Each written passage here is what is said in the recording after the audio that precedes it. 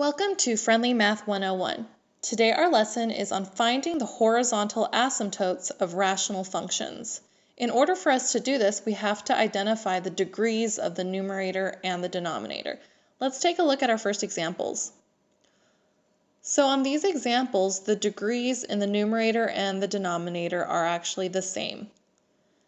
And so looking at our first example, the degree being the highest exponent in the expression, here it would be a degree of 1. In the denominator, it would also be a degree of 1. When the degree of the numerator and the denominator are the same, what we will do is divide the leading coefficients. So the leading coefficient would be 12 and 3, and that simplifies down to 4. So we would say the horizontal asymptote is at y is equal to 4. On our second example, again, the degrees are the same. They both have a degree of 2, so we're going to divide the leading coefficients. We're going to get 2 divided by -1, which simplifies down to -2, and that means we have a horizontal asymptote at y equals -2. Let's take a look at a different scenario. So looking at our next scenario, we see that the degree in the numerator is smaller than the degree in the denominator. On our first example, the degree would be 0 in the numerator, and in the denominator it would be 1.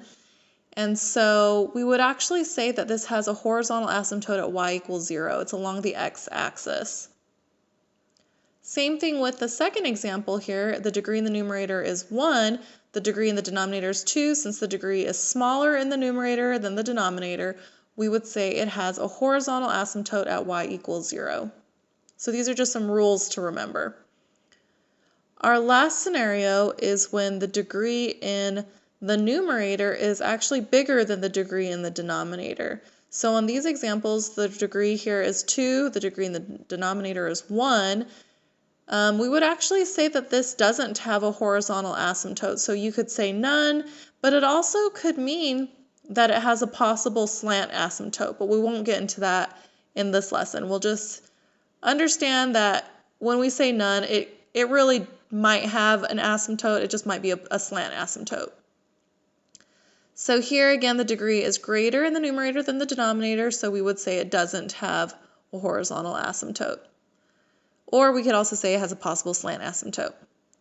That concludes our lesson on finding horizontal asymptotes of rational functions. If you have any questions, please feel free to leave your questions in the comment section below. And for more math tutorials, subscribe to our channel, Friendly Math 101.